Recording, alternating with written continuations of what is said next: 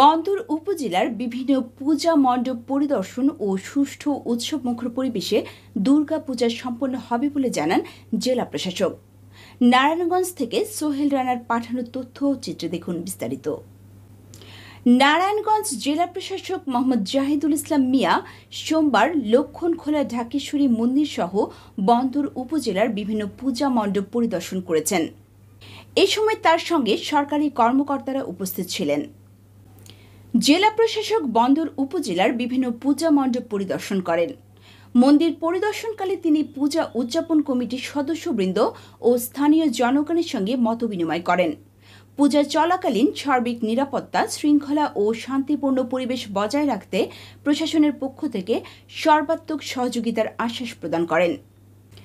জেলা প্রশাসক সকলকে ধর্মীয় সম্প্রীতি, শান্তি ও ভ্রাতৃত্বের বন্ধন অটুট রেখে আনন্দমুখর পরিবেশে দুর্গোৎসব উদযাপন করার জন্য আহ্বান জানান।